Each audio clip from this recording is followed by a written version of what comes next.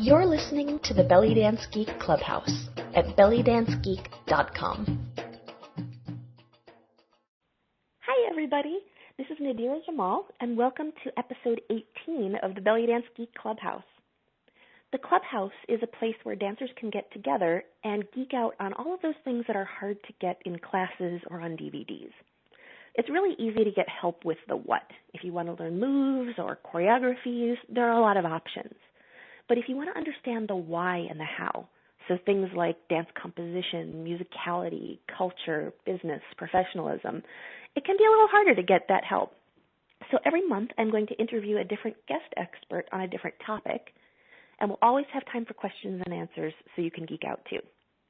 So if you think that knowledge and creativity go together like chocolate and peanut butter, you are in the right place. My guests today are Linda Faoro and Anasma of the International Urban Belly Dance Collective. Anasma and Linda met in 2009 at the Belly Fusions Festival, a relationship of trust and dialogue built up over time, and they progressively developed a mutual desire to share their artistic experience and pedagogy. Their complementarity offers an explosive collaboration.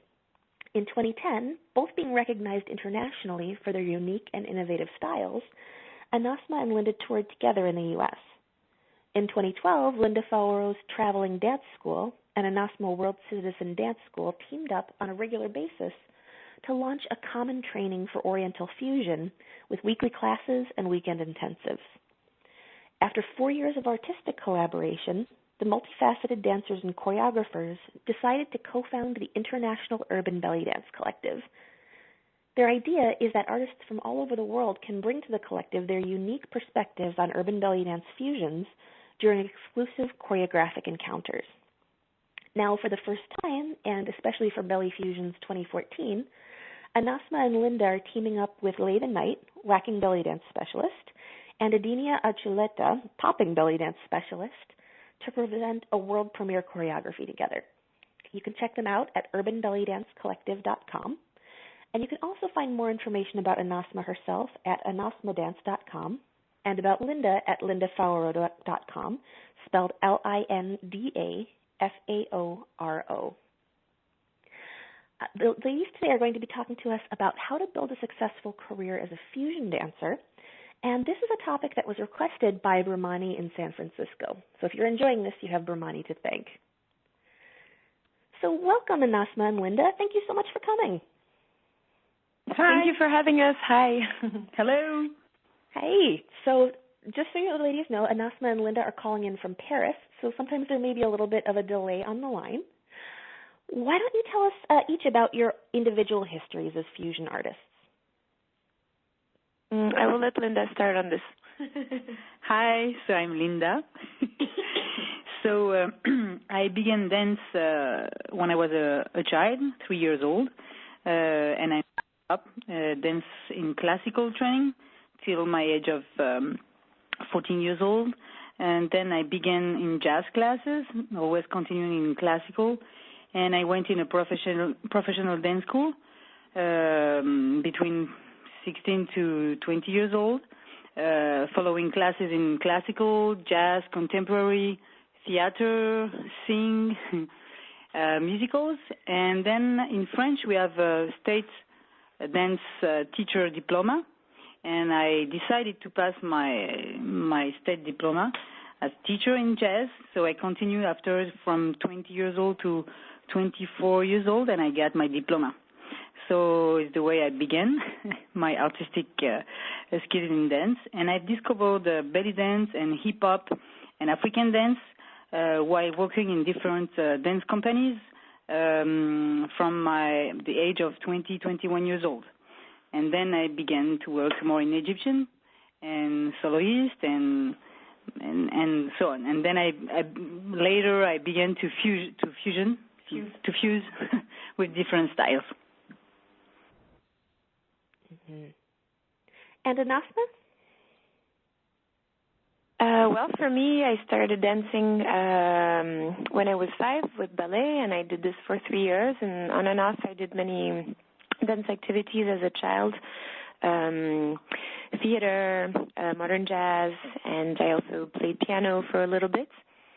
And when I turned 14, I discovered belly dance. I was very interested in the form because I wanted to be closer to my family, as my mother is Tunisian. And I don't speak Arabic, but I thought I love dancing, and I can learn dance from my culture and my family. So I stayed with it until today, and I've been exploring many other dance styles at the same time. Salsa, hip-hop. I did gymnastics also as a teenager. And then later on, I was also part of semi-professional companies, and I was performing a lot at that time. And as I grew older, so age 23, after I was done with my business school studies, I decided to follow my dream and become a professional dancer. So I moved to New York. I danced with Belly Queen for 3.5 years, and I kept training very hard. And fusion had always been in my mind because of my blood, being Tunisian and Vietnamese, and being raised in France. So I had always wanted to put dances together, but really I was given the tools when I was 23. And this is when I really started the real fusion technically. And so since then, I've been developing different fusions with belly dance, may it be salsa or wushu, martial arts, yoga, hip-hop, etc. And now I've been training more in modern dance, jazz also lately, so it's been a lot of my influence. So the dance keeps evolving, and the fusion as well. And I think we are in a world that's changing a lot, where international barriers or distances are being reduced by communication, YouTube, emails, and we have very international careers nowadays, where 20 years ago it wasn't something we could imagine to do at the same speed, and now it's a bit more democratic, how people can travel and can organize, and so there's a big opportunity, I think, for fusion dancers in general, or for just dancers. Just faster speed, anything. Voilà. Excellent. So can you tell us how you think that career building is different for a fusion dancer versus the more traditional styles?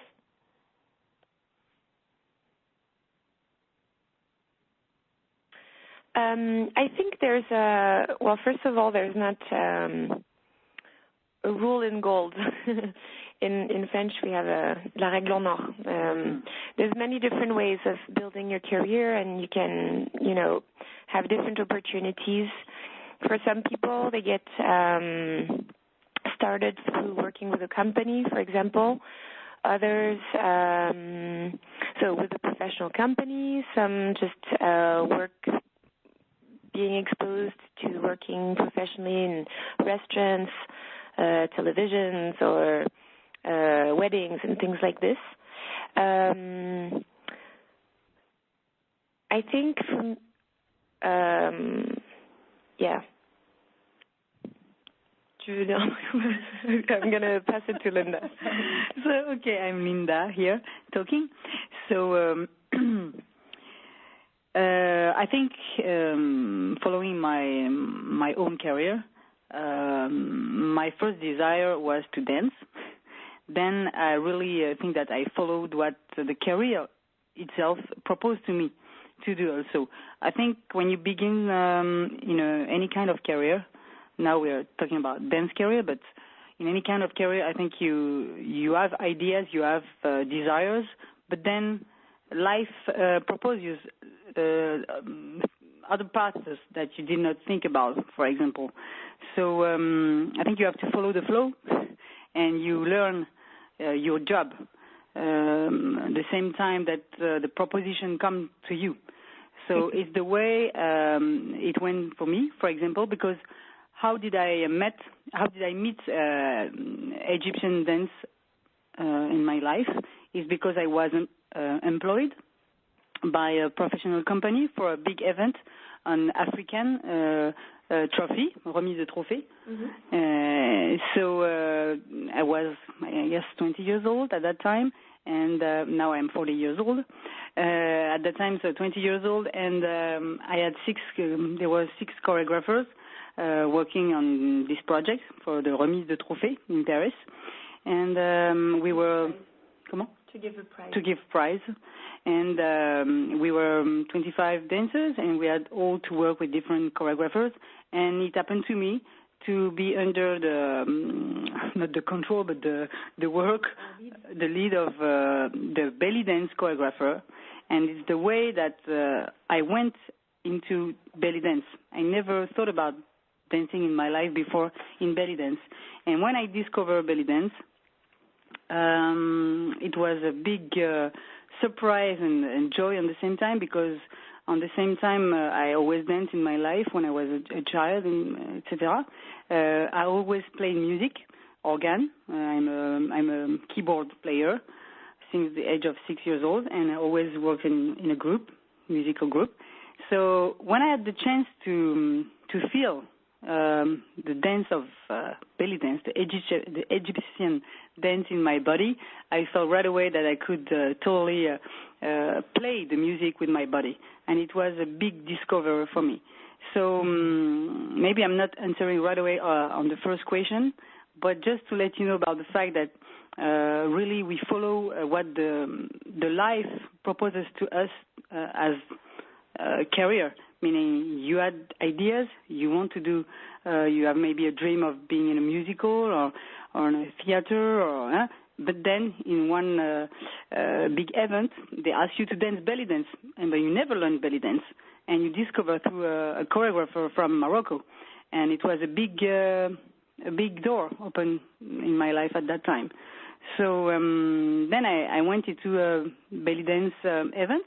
And in fact, I dance a lot in weddings, birthday, Jewish big events, bar mitzvahs, things like that.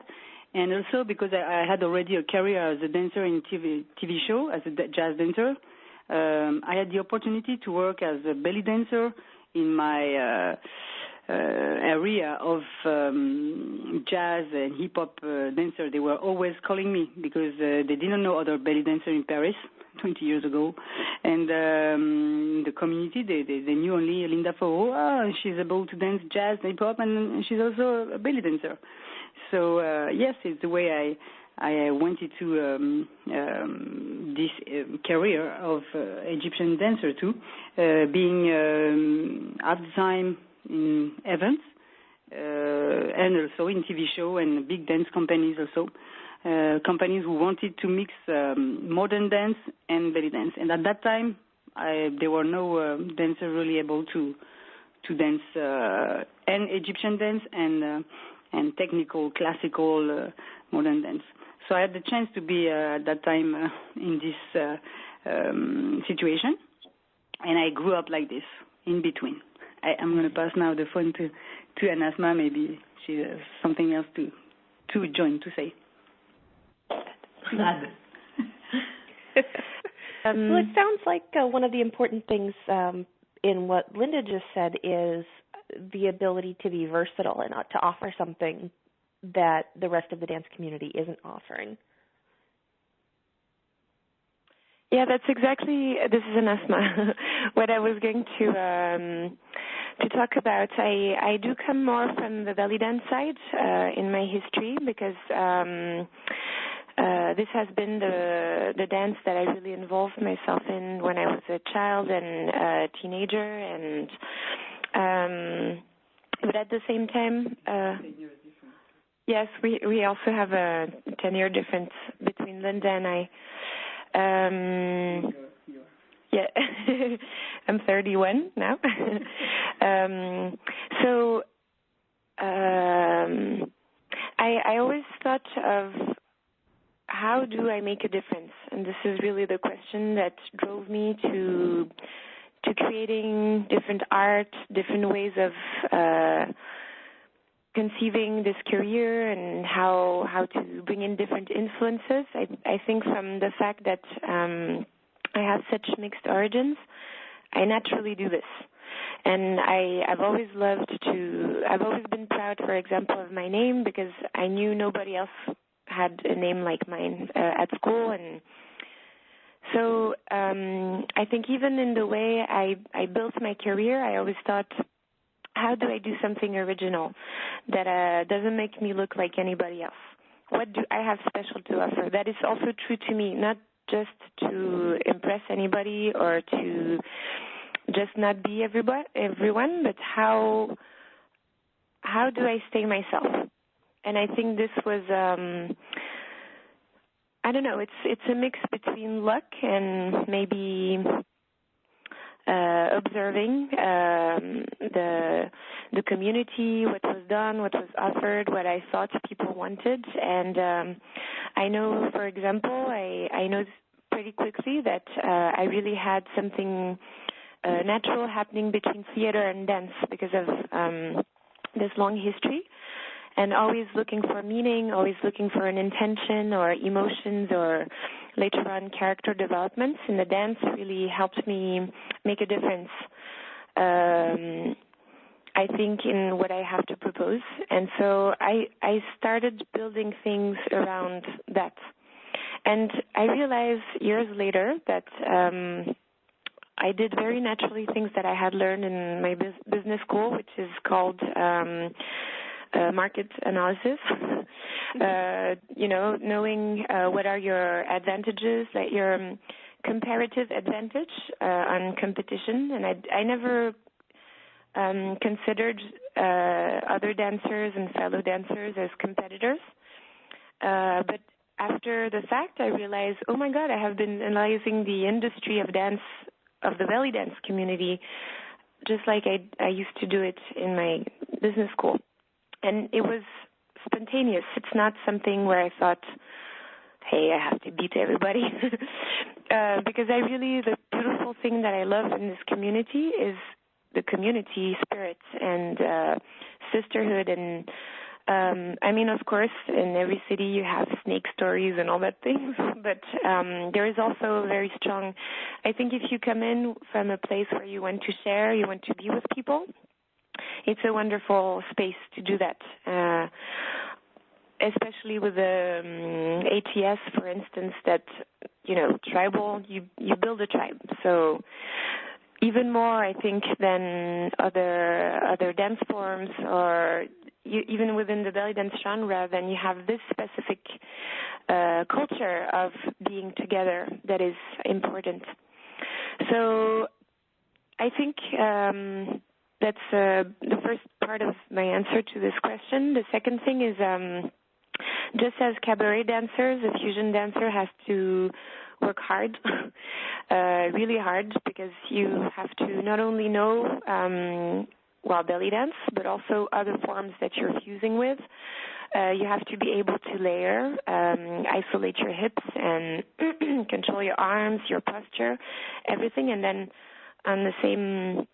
at the same token, go explore how you're going to challenge your balance, how your yoga can help you with all those different things you need to be doing as a fusion dancer. What else do you have to learn so that you're true to all forms you have decided to fuse? With integrity, with honesty in the body, and make it flow naturally. It's also something. It's a challenge for the fusion dancers, because not only they have to be good, I think, in each field they fuse, but also how do they make it blend so that it looks true to all forms. So, I don't know if it answers everything, but I basically, to put it in a nutshell, I think it takes a lot of work to build a career, whatever style you decide to do, a lot of passion, a lot of dedication and strategy. And Linda has something to add. Yes, it's Linda. About what you said about tribe and tribal dance, etc. I wanted to say that the big difference that I found when I began to be in the cabaret style area is that people were pretty hard, meaning in between. A lot of people talking not very nicely about other dancers. And it's something that I really didn't like, so that's why I didn't want it to involve myself too much in the Egyptian style atmosphere. I mean, ambiance, the group of people, because I really felt something not very nice. So I was always lucky to be able to still dance.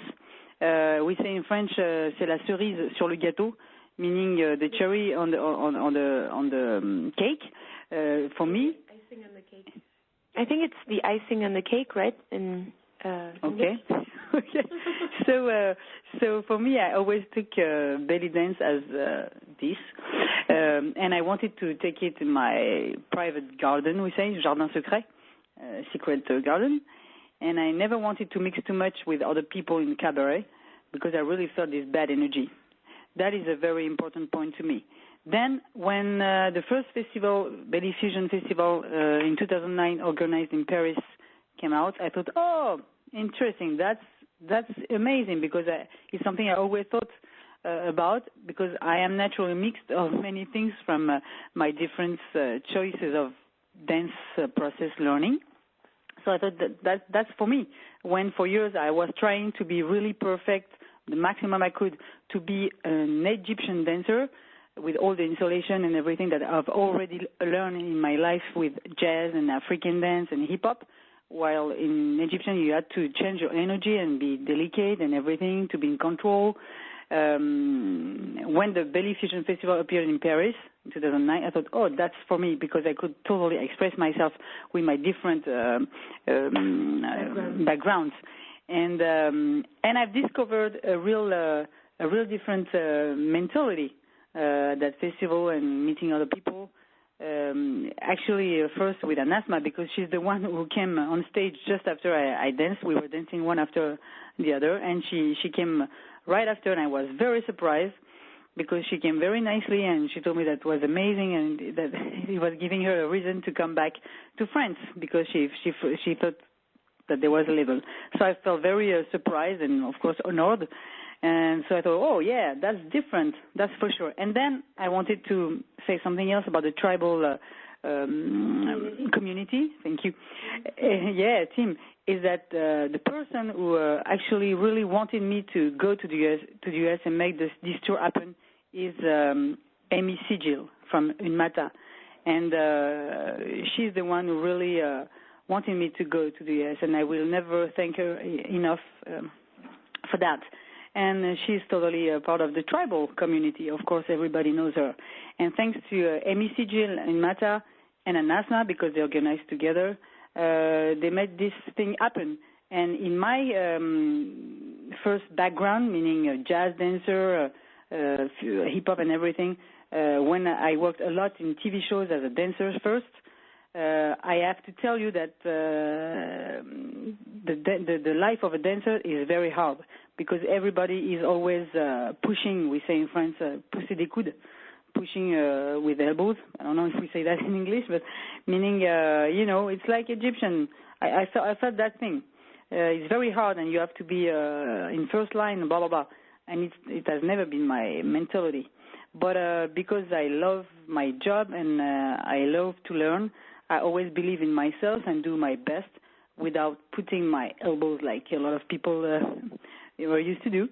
But yes, I really wanted to say that, because definitely the fusion dance, belly dance fusion community and the tribal fusion community gave me the proof that it was really possible to find people very nice, wanting really you to grow up and help you to go and discover other people, other communities dancer.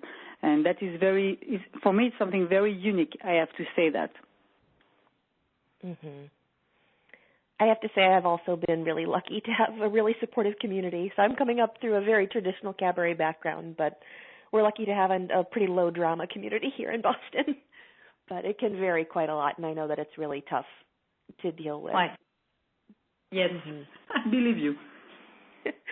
Now, as I mentioned, I am coming from a more traditional cabaret background, and also a city that has a very old belly dance tradition, relatively speaking. And for us, our venues are very clear, right? There are restaurants that have been in operation for decades that feature belly dancers, and there are Arabic nightclubs, and then we get hired for weddings and birthday parties. So our venues are very clear for us. How are venues different when you're a fusion dancer? I think it's a good question. This is Anasma here.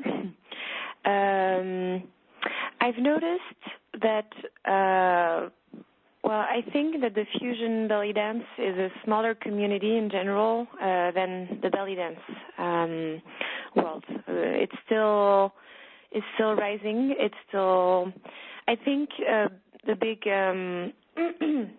revelation and clicking thing that really started a huge movement was the belly dance superstars touring around the world and discovering Rachel Bright. I think many of us had already ideas of putting things together, and just like everybody, I think, many of us, when I saw Rachel, I thought, man, this lady, she's doing exactly what I thought maybe could happen one day. And Linda the same. So because she had the pops from hip-hop and all this crazy, amazing yoga belly work, and of course the belly dance isolations, and very interesting concepts of choreographing and using inversions and movement, etc. So basically this happened in, I think, 2006 or 2004, 2005, 2006. That's the time when they started touring a lot, and it really gave a lot of ideas to the belly dancers who were in the room and who wanted something else. And so to me, the community is still young and growing. I do know that, for example, ATS was created in the 70s, and it's been in Germany for over 30 years. So some communities have been around for a while, but the fusion world is more new. And the consequence of that is that venues also are more new. It took a while, I think, to get recognition from the outer world for belly dance, and there's also this concern of elevating belly dance as an art form. And for the fusion dancers, it's even more difficult, I think, to explain what we do to other people because they have no idea how it looks like. And also it changes all the time. So, you might see one fusion dancer and the next time you see another one, it's going to look different. So I have seldom seen tribal fusion or in venues such as restaurants and weddings. I do think that, this is a typical venue for the Egyptian dancer because it's, there's different icons and imagery that is associated to the type of dancer that we are, that we define ourselves with. And I would just see maybe less joyful and peppy a performance where you decide to be a zombie belly dancer or a witch or a little devil or a warrior. It's just not celebrating the same things. So in my own experience, I've seen fusion dancers mostly maybe in some restaurants or shows that are used to fusion. That means, for example, Jabon in New York, where Belly Queen has created a weekly show for years now, is a good venue for both fusion and also cabaret. It's also, and also festivals. Tribal fusion festivals are a good space for this. And in general, belly dance in general, belly dancers are producers of their shows, except Miles Copeland, where we have an outside source of money to finance stuff. Most of the belly dancers and thus the fusion belly dancers create events on their own. So we have to always be the motivator and the impulse and financially get together and get our things together to offer and create venues and find space. So that's my answer to that. And I think more and more fusion dancers will also find different opportunities in music videos. I know that, or TV shows. I've seen Edinia, I think she was on the So You Think You Can Dance Mexico or something like this. I think she was on TV. There is Meher. In Belgium too. In Belgium too? Yeah, the girls. Yeah. Yeah, I know in Belgium you have, we had two. You Can Dance too. Exactly. And yeah, So You Think You Can Dance in Belgium too. We know a couple of dancers really good, and they were chosen by public, and they went very far as belly dance. Voilà. So yeah, it's more and more. That's for sure. We see more and more. Mm-hmm.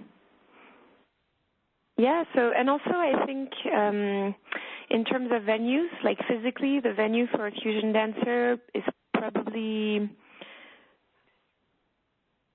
the street.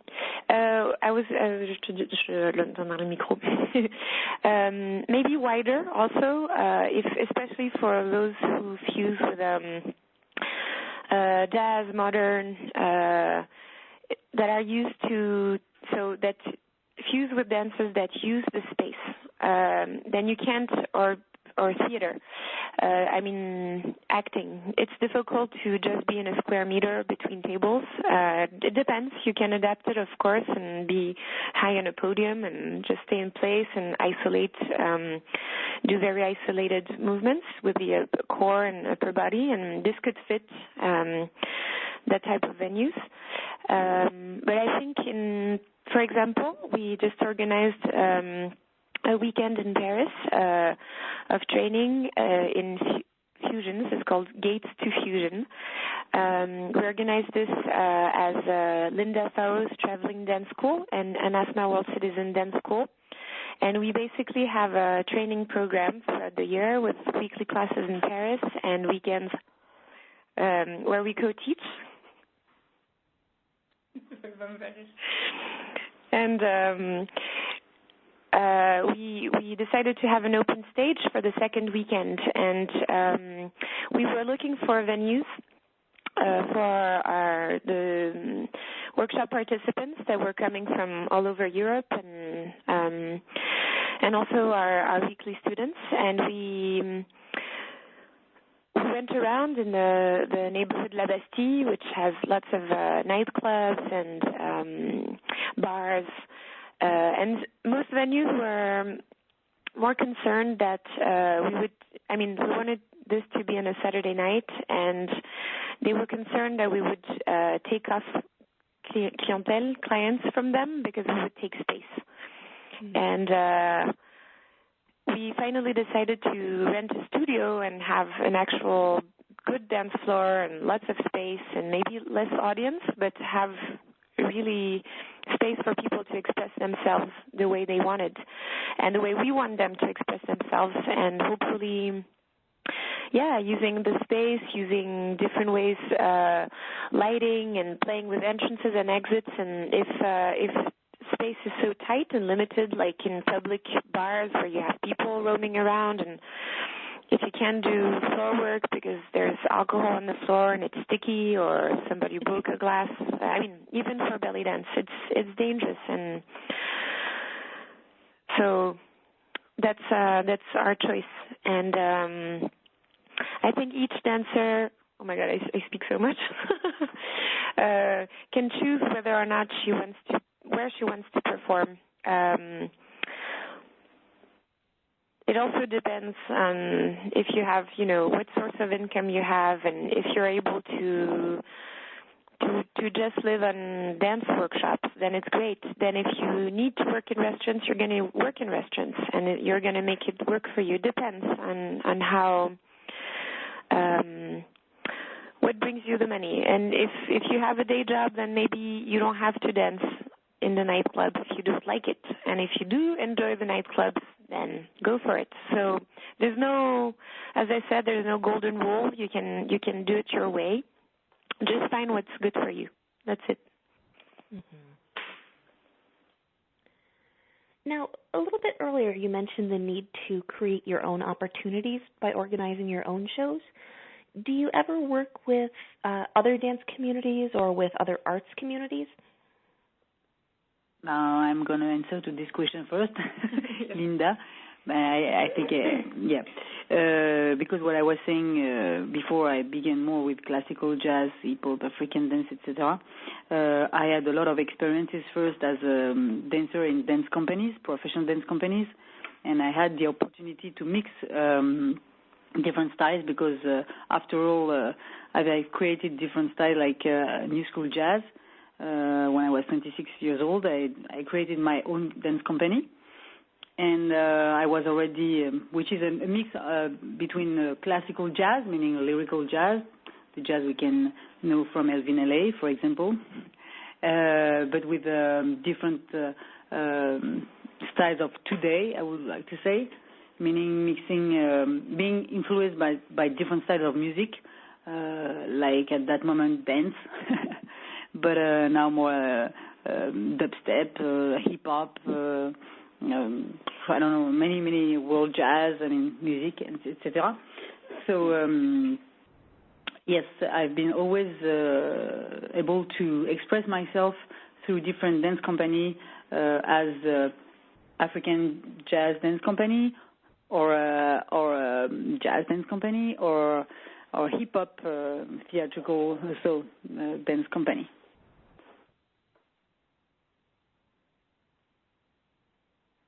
Also, for me, lately, I've been involved in events. For example, it's Anasma.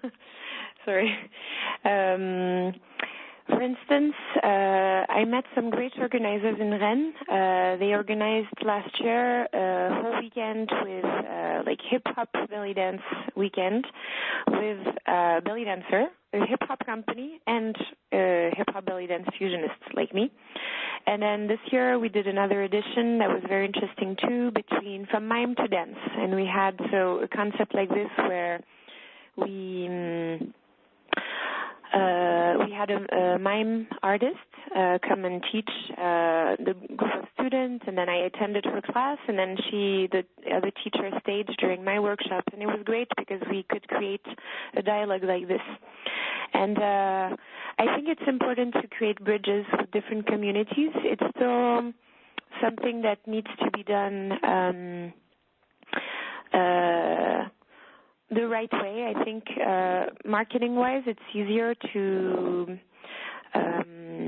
target one group of people that knows you. For example, the Theatrical Belly Dance Conference, it's belly dance. And my co-director, Rania, and I chose to market it towards the belly dance, even though my dream is to create another project where I can do the same theater dance work, but with different dance styles, because I think it's universal to be expressive through dance.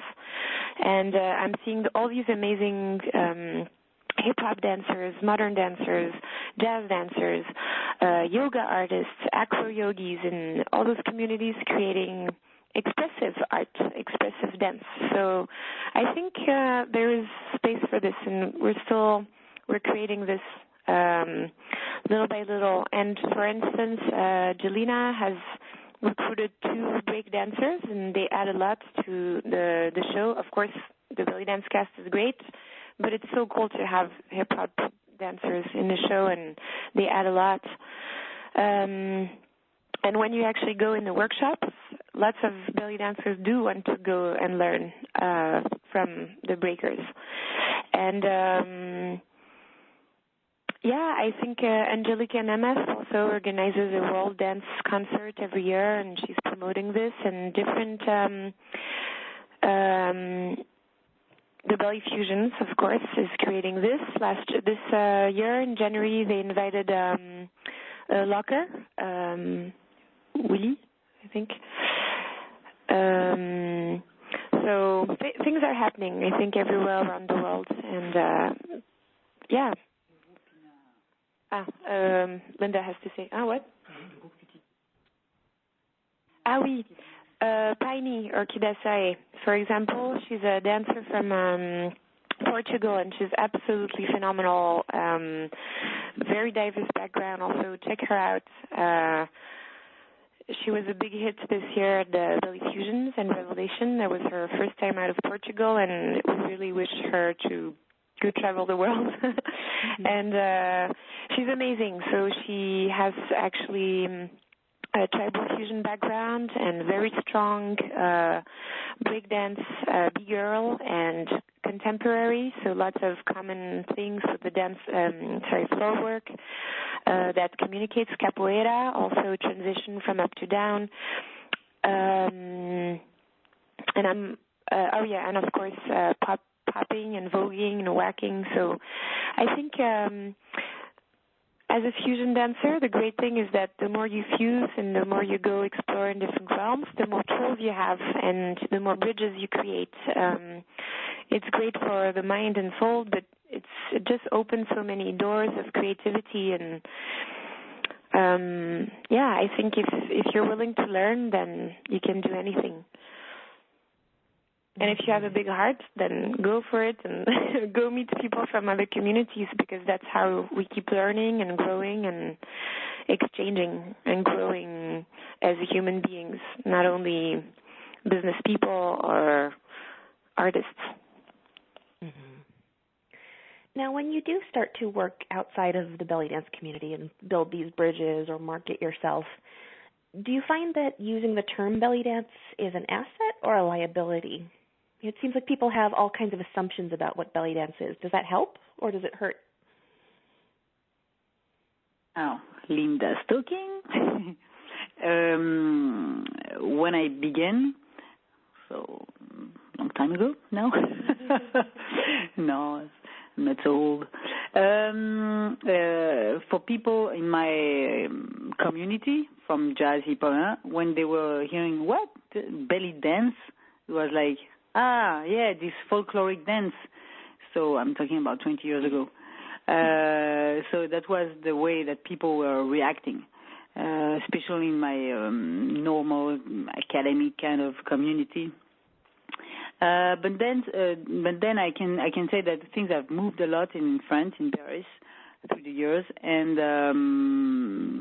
I had these different experiences with different belly dance company, who had this really big desire of bringing belly dance in a higher position. So it was the beginning of a lot of companies with big creations, talking about the spiritual side of the belly dance, which I was totally agree with, because it's something I really felt in my body when I discovered belly dance. It's something, first I was talking before about the fact that it was the opportunity for me to play the music with my body directly instead of having my keyboard under my fingers. I was the musician right away with my own body, which was amazing, because my dance comes from music first, since the beginning in my life, in any kind of styles.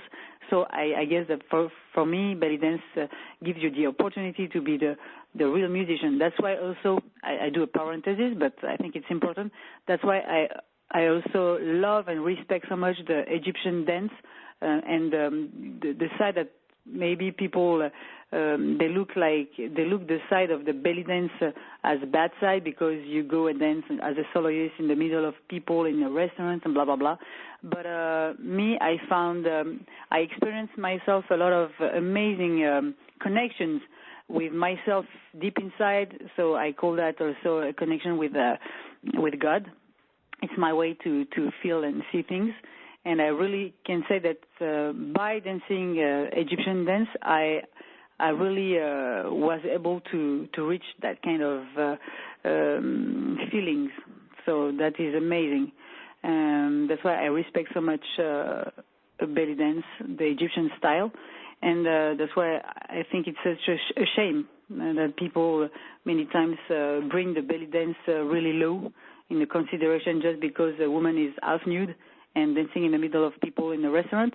So saying like that, of course, we can think, yeah, maybe they are not totally wrong, but I really do not see the thing like that. I think it's spiritual, and it's a gift from life. You call it like you want, life, God, that has been given to us women. So we are very lucky about that. But to come back to the real question at the beginning, I don't remember exactly now, but Anasma. But yes, for the vision of people in general, belly dance can be seen as a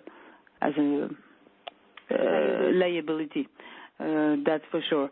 But I really have to say that I can, in these 20 years, I could really see the evolution of the vision for people of belly dance, and really, thanks to the belly dance fusion, I really think that people have changed their mind, and also people who maybe were not interested at all at the beginning on belly dance because they felt it was very far from their own culture. I really think because thanks to the fusion, because of mixing with other styles, they open their mind, they open more than minds, and seeing that, belly dance is cool, and belly fusion dance is really cool. Yes. I agree with everything Linda said. I have very little things to add, actually. There is one comparison made by a hip-hop dancer, a break dancer, who came and watched a belly dance show, and he said belly dance is to women what break dance is to men, and that's really cool. He said something like this, because belly dance is what we can do with our physical capacities, and I think it's great. It's empowering women, just like breakdance is showing strength of a man. And I also agree with Linda when Linda mentioned that fusion helps gaining respect, because I think there's still a war between who gets grants in France or in any other country. Right now it's still, first of all, ballet, even classical ballet was not respected for a very long time. It took them decades and centuries to be respected. And now, who gets the money is probably a topic you've discussed in another geek session. But basically, as Linda mentioned, she had a degree from the States in jazz. And for example, in France, we only have 3 styles of dance that do have a degree: classical, and jazz, and modern dance, or contemporary. So it is still the academic reference. And if you come from a hip-hop background, then a contemporary or jazz or classical dancer is going to look for their codes and to judge your dance, even if you come from a different background. For example, I think it's very important for me now, as a trained dancer. I really enjoy to see amazingly strong isolations on a dancer, but also pointed toes, awareness of a leg turned in, turned out. How is your posture, your arm carriage? This really tells the quality of how much you've worked with your body, and not only on one form, but in a globality. And on the other hand, classical dancers or jazz, maybe they've learned how to do things really big, really extended, and it's difficult to do small isolations and controlled. And so I think everybody has credit and merit. Everybody works hard on their thing, and definitely if you're able to speak the language of many, then you'll find more people who can listen to you and appreciate. And if for example, if you go as a French or an American in Spain and you do speak a few words of Spanish, people are going to enjoy that because they appreciate that you want to know about their culture. And I think it's the same thing in dance. If you can speak the same language as someone else plus keep your own language, then it's wonderful because you can speak to different people. Of course, they're going to listen and see different things, but you can reach more this way. Mm-hmm. And so asset or liability, it can be both. And I just think it brings, as Linda said earlier, different qualities of movement. It's amazing to know how to do hip-hop, but if you're only always in the big bada boom, big bang energy, then it's tiring for the audience. So it's nice to all of a sudden, when I was part of one of the semi-pro troops, when I was a teenager, in my belly dance company, we were featured in hip-hop festivals, H2O, La Biennale du Val-de-Marne and all that. So we presented our work in the hip-hop community, and we teamed up with hip-hop dancers, and people really enjoyed and appreciated the belly dance work because it was very refreshing from the rest of the whole show that was, big bada boom. So I guess it's a question of how do you make the difference? Are people ready to see what you have to offer that is different? If they're not ready now, then maybe they won't appreciate, and you might be doing something amazing and they just don't know it. So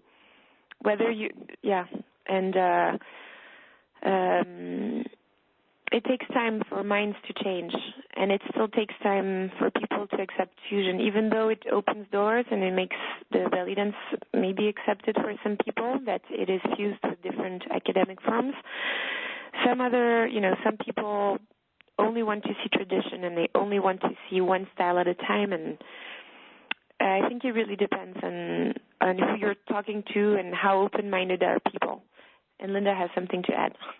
Yes, I wanted to rebondir, I don't know how to say that, about what Anasma said. I've seen also the evolution in hip-hop dance in Paris a lot, because when I began to dance hip-hop too, I was the same age, around 20 years old.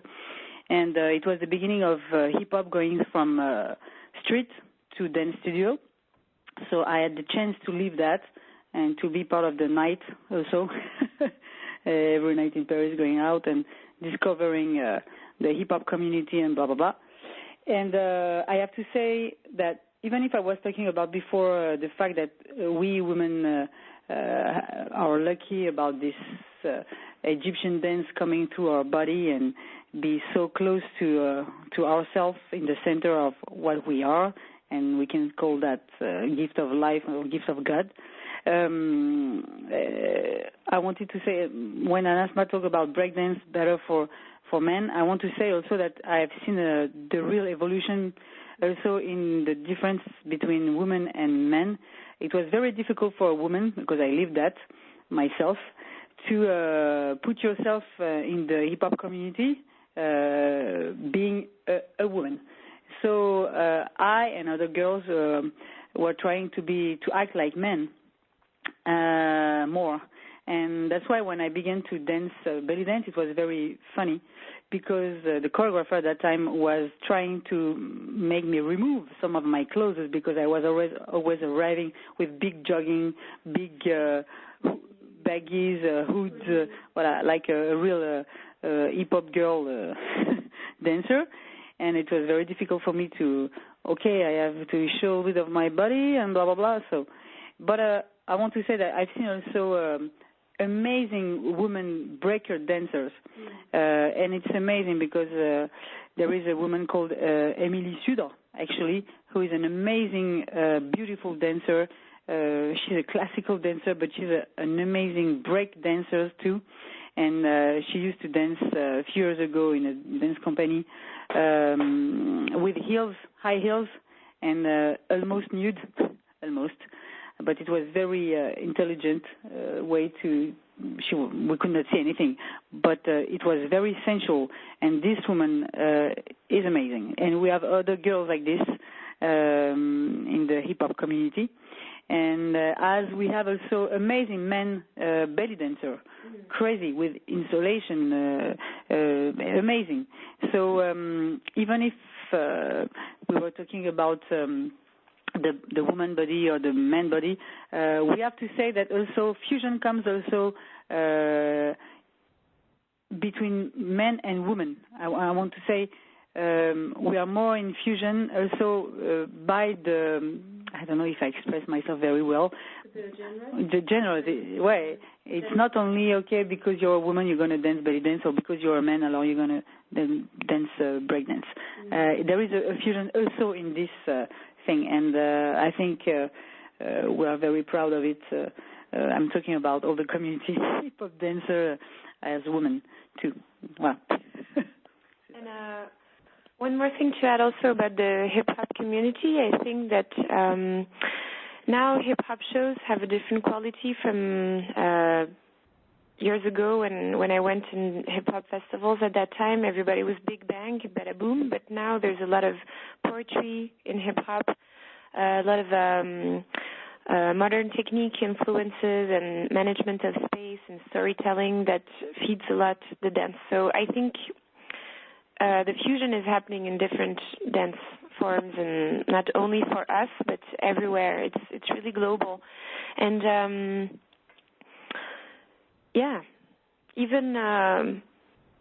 even salsa dancers have much more story than they used to. Or Bollywood is a fusion, so it's happening everywhere. And just one more thing I wanted to say about having grand, impressive technique. I think we're also in an era where we always want to impress more and more, to surprise people, to be the one who jumps the highest. And I mean, there is an admiration for Cirque Nouveau. It's like Cirque Louise, Cirque du Soleil, of course, and Les Sept Doigts de la Main, because those people are able now to fuse theater and circus, which is, physical capacities that are just fantastic, phenomenal.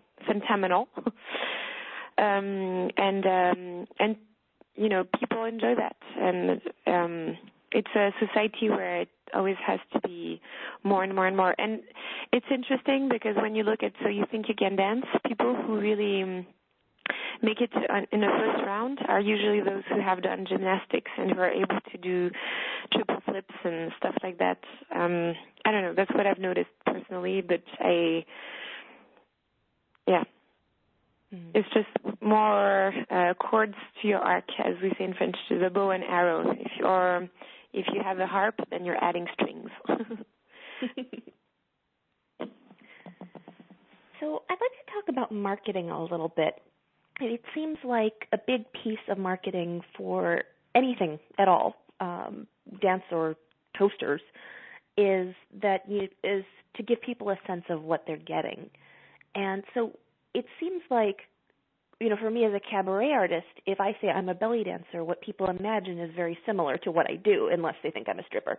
But, it seems like quite a lot of fusion may differ from what jumps to people's minds. So how do you recommend marketing yourself if your dance doesn't immediately fall under a commonly understood label? So if you're speaking to the general public rather than to other dancers. I actually think it's a very, very, very good question, but very hard to answer. Since I'm 23, so 8 years now that I'm a professional dancer, and I've officially gone on the fusion route, and and I'm appreciating it a lot. It's very difficult to describe my work to people who I think people need to see it before they can identify it. So the very first time you're going to describe what is fusion to them, then it's hard to imagine. But once you see it, it makes it strikes, it rings a bell. So the more, with the years, I think our explorations, I would say it's experimental. First of all, it could be a good way to describe what we do, experimental. Mm-hmm. I never thought of using this for myself, but now I think it's a very good idea. Personally, I found the word theatrical could describe what I was doing really well. And then world dance would also help me give a definition, but at the same time not restrict me. So it's tricky about marketing and about definitions because you still need to give a name to what you do so that people can situate you and they put you on a map and they know where to find. And but then, I'm also discovering now that even within the theatricality of my dance, I don't necessarily always want to be a character or say a story. I just want to be me, and I just want to be here. And is this theatrical? It's interesting. Definitions keep changing all the time. And but I knew, for example, for me personally, that I was not only hip-hop belly dance, because I knew hip-hop belly dance is only one way for me to express one of the different things that I say and different dynamics in movement. And just as salsa belly dance is not the only thing that characterizes my work, or martial arts belly dance is only one thing. So it was important for me to find an umbrella, something that was wider than all of the different dance styles. And for me, the word theatrical and the fact of saying that it was world dance fusion was wide enough that it would give me freedom and at the same time give me a frame. And about frames and freedom, it's important to have a structure and to define rules so that you can break them, eventually work around them.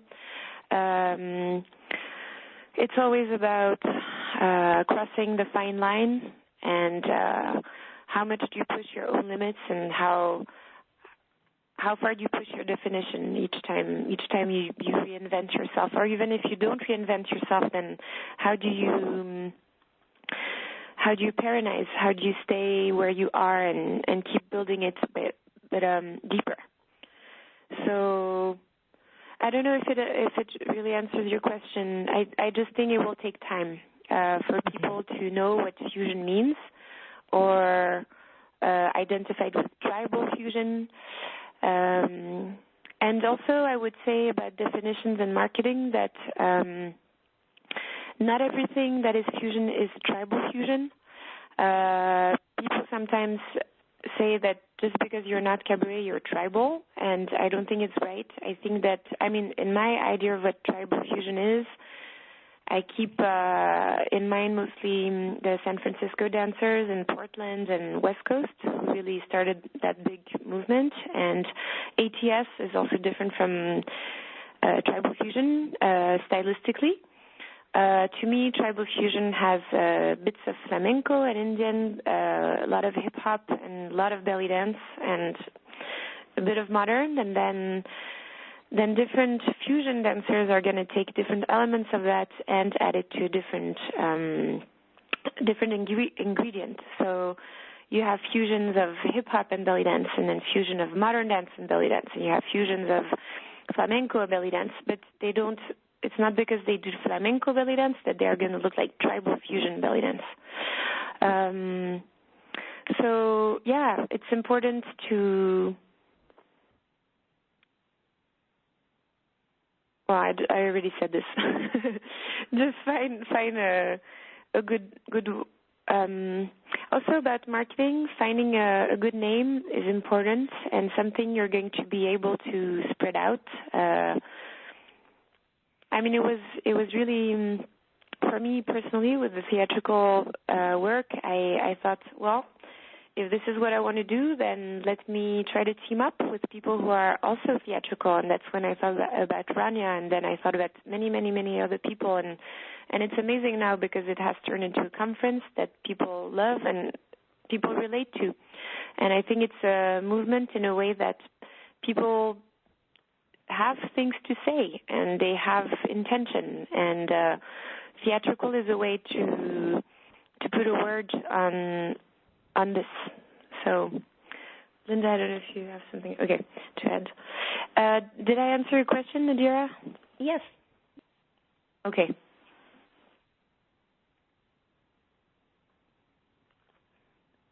And Linda, did you have anything to say on that? No, it's okay. Anasma is a very good.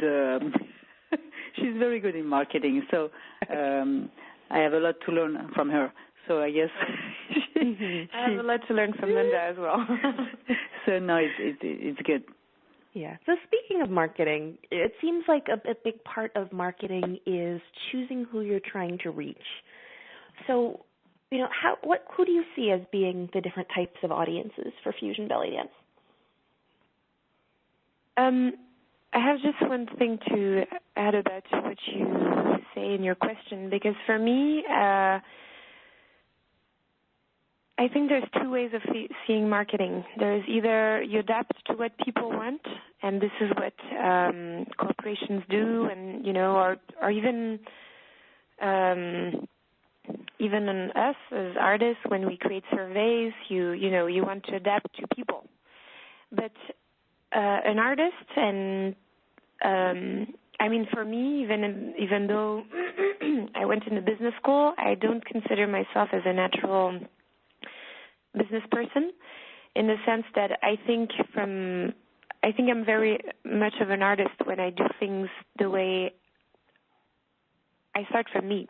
I don't start for what do people want. I start to think, what do I have to say? Where am I at right now? And that's the other thing about marketing. You get trapped. And if people expect something of you and you think, I have to satisfy them, then you might not be listening to what are your needs today. And, you discover either bitterness or huge pressure to accomplish, to be a certain image. And I think it's very important to listen to your heart and still be a child and be a creator and be the artist. And I think true artists really evolve and beyond marketing, or they adapt their marketing to their evolution. So and personally, I've had a lot of pressure lately from myself, saying, "Oh my God, I have to deliver Anasma." But guess what? I'm tired sometimes. I'm a human being. I'm also discovering that I have to accept this. I can't be superhuman all the time, and it's okay to just take time off, or change things and discover that maybe your old definitions don't suit you anymore. So, coming back to your question and to now adapting to the audience, because of course, if you're only on your own, then it's not going to work. You still have to interact with people, earn, make a living in this century. Yes, I think the audience for fusion is, as I mentioned earlier, people who are also wanting something different as much as the dancer and the artist. I think the audience is also in another mindset and has to be open-minded and ready for fusion. It doesn't matter what the dance style is, even if you're, you could be a belly dance aficionado or salsa aficionado or hip hop aficionado. If you just want to see what you love to see and do, then you're not going to accept the fusion. It doesn't matter. And on the other hand, people who love fusions are those who I think want to see different ways of expressing ourselves and things like this.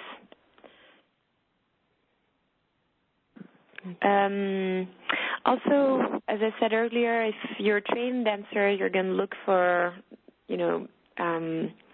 ways of extending your leg and things like this to analyze other people's dance. So, I don't know. I think also with the awareness that is given by TV shows now, it's actually great to have all these dance shows that educate people, because you see judges that explain why this was good and this wasn't. When you don't have the words yet, if you're not used to coaching people,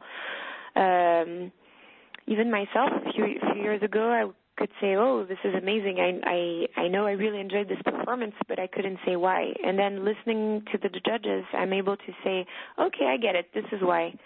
I agree. And so it educates people. And so I think now people are more and more educated to dance, and they want to see high-quality dances and art in general.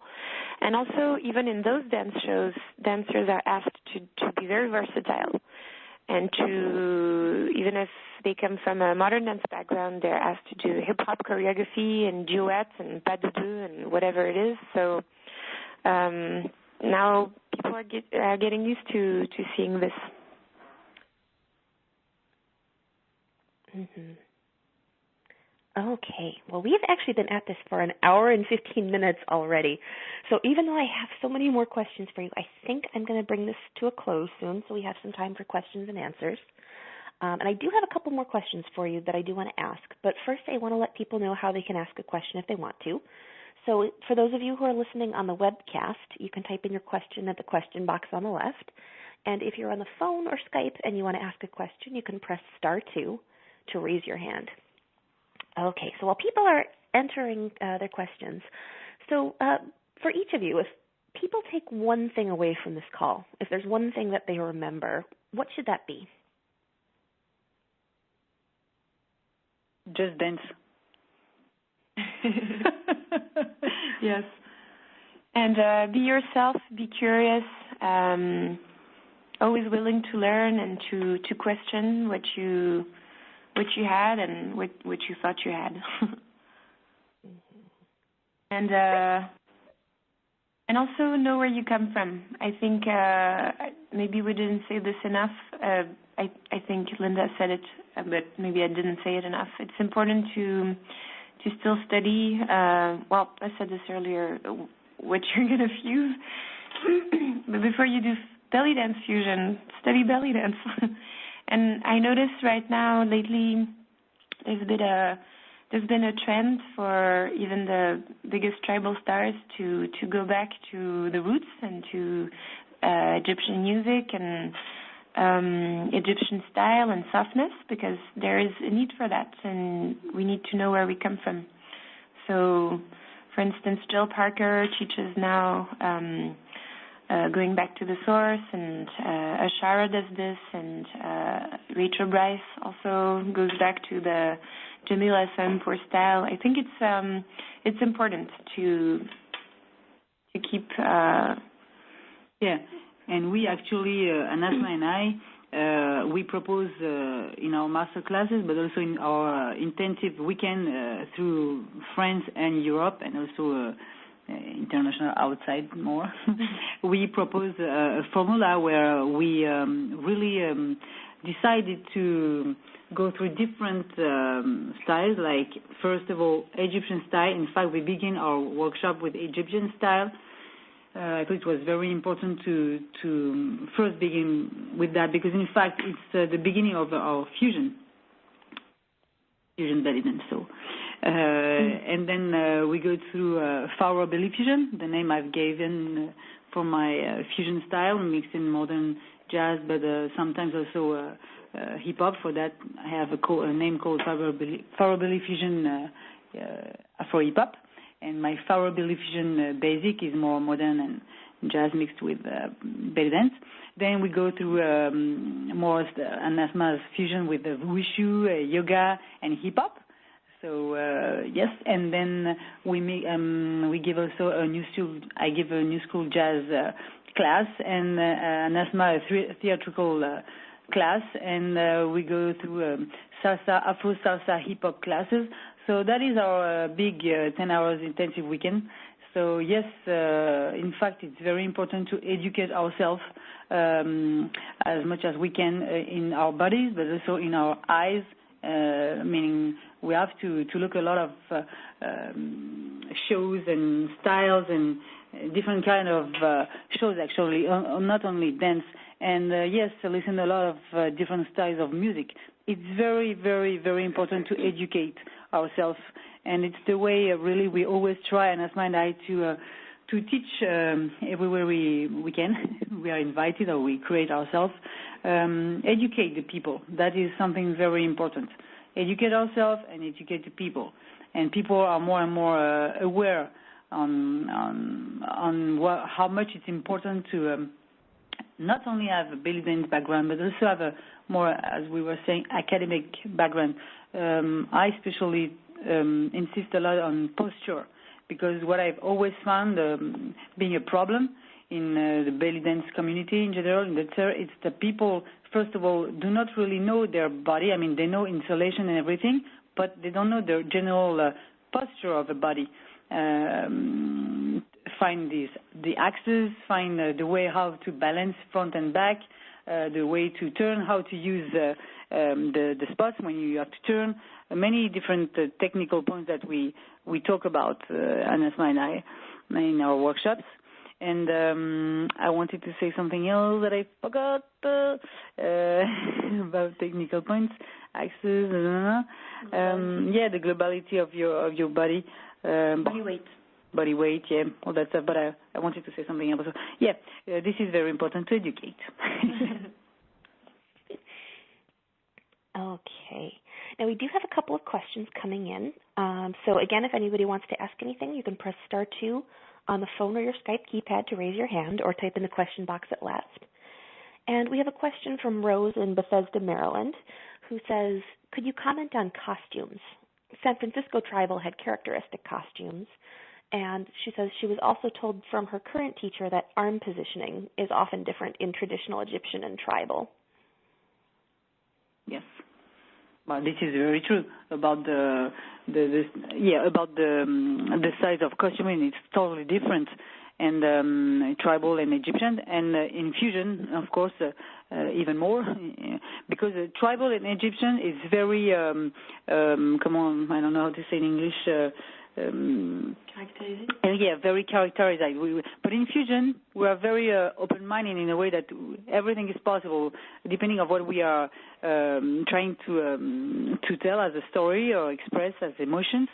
We don't have to be like or to look like. And me especially, about the first question, the question that you asked before, actually, I never try to absolutely be like or look like. I always thought about just following my feelings. But to answer to Rose, yes, there is a big difference in positioning the arms. In fact, in tribal dance, as in Egyptian. And we can say that Egyptian is closer to more academic dance and than tribal dance, because the tribal dance you have to have your chest really front, and your arms really back, your elbows, and this is a very typical posture of tribal dancer. But in Egyptian and in fusion dance, we're looking more for the basic posture that we can find more in classical dance, jazz, contemporary, etc. Did Rose ask about costuming also? She did. Mm-hmm. So I think also each fusion is going to have a costume that adapts to what fusion you're doing. If you're doing a flamenco fusion, probably you'll have a big skirt. Still, your belly uncovered is something I think we can find in lots of, Oriental fusions. If you're going to do hip hop fusion, you might choose the baggy jeans and the hoodie. and a zipper, and on your top. I think you have to once again find also your own designs. I think it's interesting to be creative with that and find. For example, it was interesting to create my first Asian belly dance costumes because I transformed Asian dresses into belly dance outfits. I took a Vietnamese dress, Ao Yai, and cut my friend Sanjalis, who's a wonderful friend, dancer, and seamstress, helped me do this. And we lowered the bottom part of the front of the Ao Yai so that my belly could be visible. And it still looks Vietnamese, and I still look like a belly dancer. So I think there's a way to...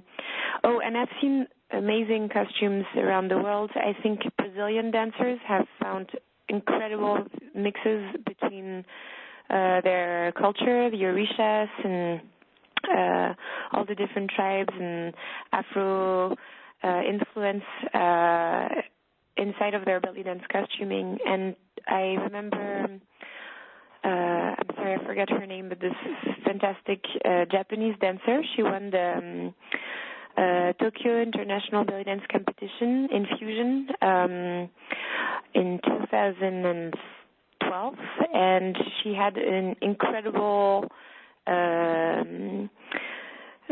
fusion costume using a kimono and the obi and the huge belt adapted to belly dance, and even the props you're going to use. If you're going to do Asian fusion, then you're very welcome to do fans, because it turns out that Chinese dancers use fans also in their dancing. So there's many things you can adapt from different cultures. Jeannie did a fun fusion last year in a tribal fest, and she used clothes from southern, like southwest of France, Biarritz, and Nîmes and all that. Sorry, I'm not exactly sure which region of France she took, but it was really cute, and everybody had a little beret and white, red, and blue colors of the French flag, and it was cute. So so I think you can create the costume you need and adapt your posture and adapt your everything goes together. It's finding the unity and what goes with your definition. Mm-hmm. And actually, if I could ask my own follow-up question to that, when I'm shopping for a cabaret costume, what I'm usually looking for primarily is whether the pieces of the costume move in a way that enhances the way that I tend to move. So, if I tend to use certain kinds of hip moves more than others, does the fringe move or do the decorations move in a way that enhances that or distracts from that? Do you generally have similar considerations when you're doing fusion, or are you going primarily for what you're trying to communicate? I think be safe with whatever you're choosing. That means if you're going to roll on the floor, make sure your belt doesn't finish on your nose, and or that you don't destroy your belt after 3 times rolling down on the floor. Probably you're going to use your legs more than in traditional Egyptian style that wants to, keep secret what's secret. There's not grand plié in Egyptian style, very, very little. And sometimes kicks and, the Russian dancers are going to kick their leg very high and do huge back bends. But I think you need to... when you shop for fusion costumes, think about, yes, definitely, just as for a cabaret costume, if you know you're going to use your legs a lot, then put a pant, and it's okay. And then you can adapt belts that are more or less heavy, and also think about the lightness and heaviness of your costume. If you're going to take the airplane a lot, and you have to carry all this. So lots of tribal dancers also have been doing lighter and lighter with how much... brass they put on and how much silver they're wearing, just because it takes hours to put on and it's heavy. So and Linda also creates really cool costumes very unique. With a. Je peux dire que c'est ta maman? Ouais. Her mom is a seamstress professional, and she always comes up with really, really original wear and costume, and so it defines who you are, basically. And what you want to say. And what you want to say, because in fact sometimes I will have fun on creating funny costumes and stylish, and for example for my life creation I really wanted something very, very simple, so it's totally different. So it depends on what you want to express, depending what you want to say. And if you're creating a character, then of course, go look like the character you want to portray. It's going to help people understand what you want to say. So if you, I had lots of fun designing most of my characters' costumes. Usually Saint-Julice helps me, or sometimes I work with other costume makers, but I was, thanks to her, I made a little devil costume, and I went to look for photos of the devil online, and when I wanted to create Prince Charming, I went to see what is the typical Prince Charming costume, and so I had the little golden buttons and the black belt. Well, sometimes people think I'm a pirate, so I think I didn't manage to reach the goal totally because they didn't get it. I think I need a cape for that, but it's not in what I need in the piece. But, so some things are going to induce people and, they're not going to understand what you want to say, but sometimes it's very important. If you choose a soldier character, why not use the, treillis in French, the mixed colors. The patterns from military fabric and whatever. It's important. It's to say your story or express, create a unity. Okay. We have another question. This one is from Candace in Auckland, who says, "Hi there. Do you believe fusion is still considered Middle Eastern dance, even if the costume, music, and movements can be so different? This is a question that's been raised in our community and has caused a difficult conversation to begin. P.S. I consider myself an Oriental fusion artist much of the time."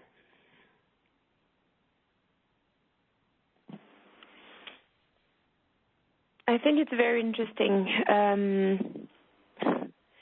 Actually, I took last week a class with my teacher, Mayodi, from 10 years ago, and it was very interesting because he said something that he used to say back in the days, and he said, you should be with this posture and feel this way. And no, he doesn't say you should feel this way. He said you have to interpret the music and be the music and be in the emotion. And if you don't do this, you are an Orientalist and not Oriental. And if you look for more extensions and certain balletic positions, you might be Orientalist, but not Oriental. So I realized maybe I'm an Orientalist, and maybe I'm fine with it. If I go by his definition, then I'm okay with looking for something different and still using some images of Oriental dance and Oriental style and music, and it's still half of my blood, but because my mom is Tunisian, but I'm also half Vietnamese, and I also grew up in France, and I also lived in New York for 5.5 years, so I'm not just this. And I think personally I would lie to myself if I just said, okay, I'm 100% just Oriental and I just want to do this.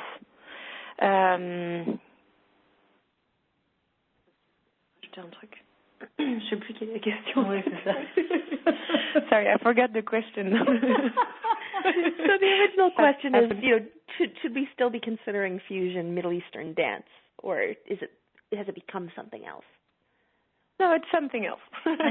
That's my answer, but Linda has something to say. I don't know if it's a good answer, but what I've learned when I was 11 years old, when I began with that amazing teacher, dance classical teacher, She was telling us not only you have to know how to dance classical, but you have to know how to dance anything. And I kept having that in my mind for all my life, and it's the way I think I choose what I've chosen, the directions that I took, because I really. She's having fun, Anasma. I don't know why, but because I forgot the question. But yes, I think the more we learn, the more we discover in our bodies how we can move and how we can change the sensation and everything, the better it is. So first of all, I'm a dancer with a big D. It's what we say in French. So Middle Eastern or not Middle Eastern.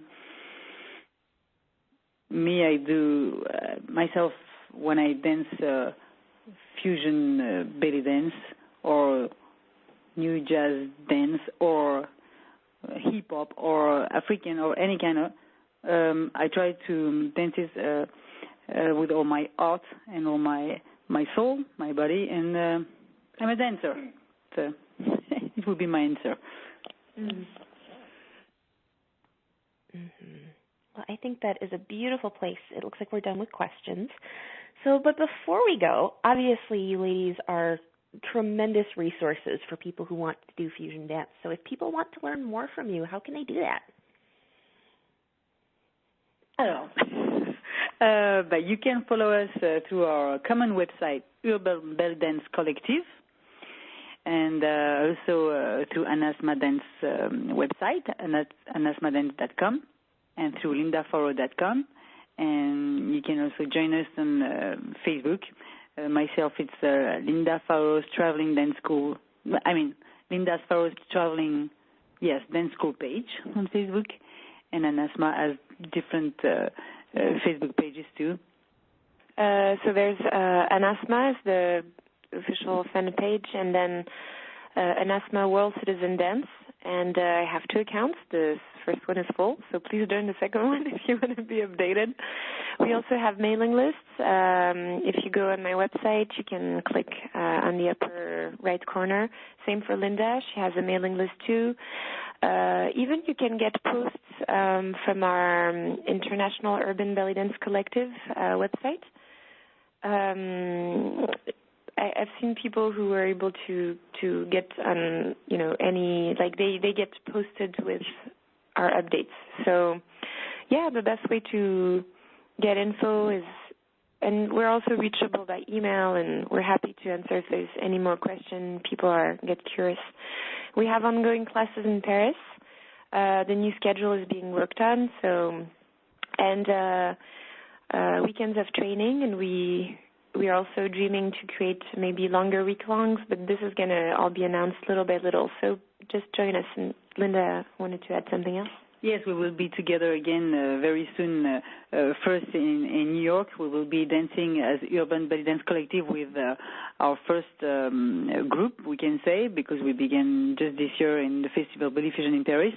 With Anasma and I, and also Lay the Night, which is an amazing walking fusion belly dancer. So we will be dancing a second time in New York. Actually, it will be on the Friday, I guess. June 14th. Hold on, maybe I forget if the 14th or 15th. But if you go on the Theatrical Belly Dance Conference website, it will be there. And also we'll be together in Cologne, Germany. It's organized by Absara Habiba. There's an open stage also, and it's going to be July 19 and 20. So that's our next international meeting. If you want to be there with us, we're going to be posting this on our website. And so. Mm-hmm. And are you willing to travel for workshops if someone wants to bring you to their city? Of course, we'd love to do this.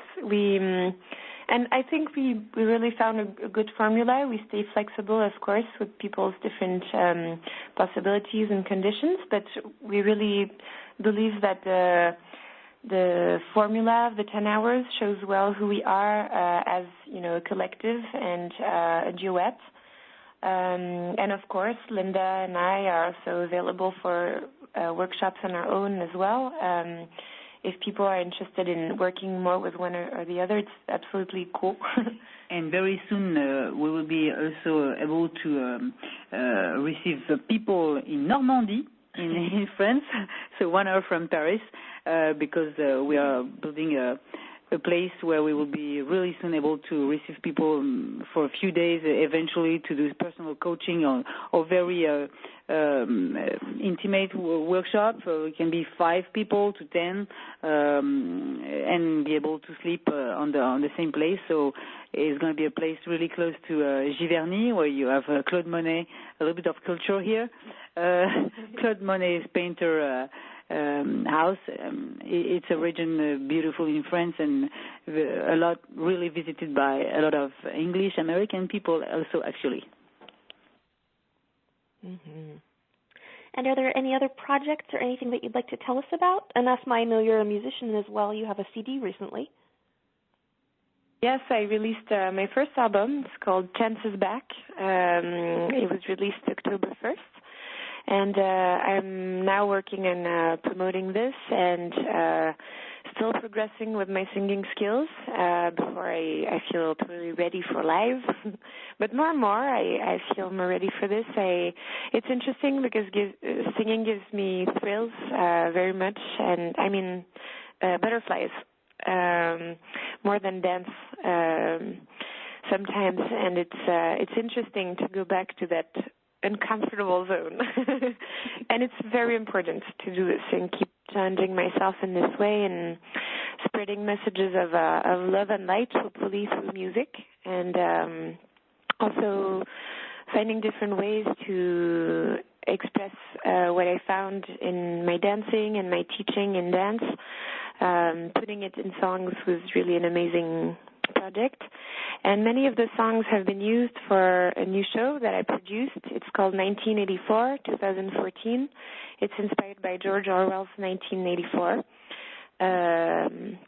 It's a show just as a book about questioning the world we live in. And I think we truly live in a world where Big Brother is watching us, and we're willingly doing this because I discovered this week I had problems with my internet and my phone and everything, how much I'm hooked to all of those machines. And I want to be on those machines, and I want to be posting things on Facebook about marketing and what I love to do, but it's a choice, and it's just making us think, I think, that we have choice, and that we can also realize that we're not so far from the novel, and there's things we can do. And the show is about 2 rebels, or 2 people who discover they are rebels, that just question the system, just get to think about it, take a step back and think about the messages that are behind the messages that are given to us, and who says what, and who is behind who says what. And also, it was important for me to stay on a note of hope. In the end, I know the book is extremely dark because Big Brother and the system are able to really brainwash the protagonists. But here in this case, I want to give space for love, and the Love Army and the rebels also have space to exist. So I want to have hope. So that's what's coming up, and the New York Theatrical Billions Conference is coming up very soon, June 12 to 16. New York City, join us now. We still have some spots in the workshops, and the shows are going to be, the tickets are going to be on sale soon, available. So we hope many people can come to this rendezvous, and that's it. I think Linda has other events. Well, myself, I just wanted to say that personally, I will come into a new experience for myself. I used to experience as a pedagogic person, because I'm going to go to the Conservatoire de Musique et de Danse Supérieure de Lyon, which is the best place in France for educate a little more myself as a teacher. So I'm very excited about that. And I'm also not only a belly dance fusion dancer, but also a choreographer. So tomorrow I will go for a full week choreograph a new musical show. It's a big part of my life as an artist too, choreographing shows. So now it's in Paris, and I'm working right now also on a new musical in Paris, a second one. And that is my project. And this summer also a big Walt Disney musical is going to be prepared. So I will be the choreographer too. So it's another part of my life. And actually, it's very interesting to say this because to answer again to the question, what are the venues for fusion dancers? I think if you think broader, then think out of the box of belly dance, then how do you create other opportunities for yourself, and maybe think of ways, of meeting different communities, making income elsewhere, producing CDs, shows, and different things, video projects we also have in mind still. Making our schools get bigger, keep traveling, and at the same time, I'm also thinking of